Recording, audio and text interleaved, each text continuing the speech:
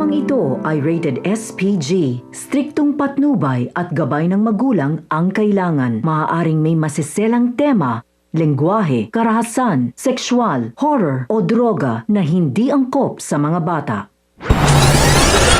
Mga kapamilya, matapos ngang suguri ni Mang Celso si Tanggol ay nalaman ito ni Bubbles, kaya naman nakaramdam siya ng awa lalo pa sa pinagladaan ni Tanggol. Unti-unti na ngang nauunawaan ni Bubbles kung bakit ganoon si Tanggol lalo pa sa mga naikwento sa kanya ni Tanggol, na kaya lang umano ito nagbabagong buhay para kay Mokang. At ngayong wala na nga si Mokang ay natatakot na si Bubbles na baka lalong mapariwara itong si Tanggol. Dito nga ay gagawa siya ng paraan upang makausap si Tanggol. Humingi si Bubbles ng pasensya sa ginawa ng kanyang lolo Celso at kung kinakailangan umano ni Tanggol ng makakausap at mahihingahan ay naroroon lamang siya.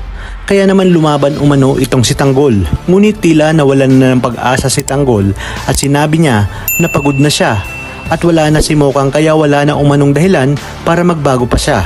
Kaya naman yayakapin ni Bubbles si Tanggol ng mahigpit at sakto rin na mapapadaan si Bong at makikita niyang magkayakap ang dalawa, dahil lang kung kaya't lalong uminit ang ulo ni Bong dahil sa selos. Sinabi ni Bong sa kanyang sarili na hindi umano siya makakapayag na sa isang pipitsuging tanggol lang mapupunta itong si Bubbles, at kung hindi rin lang nga mapapasa kanya si Bubbles ay mabuti pang wala nang makinabang dito.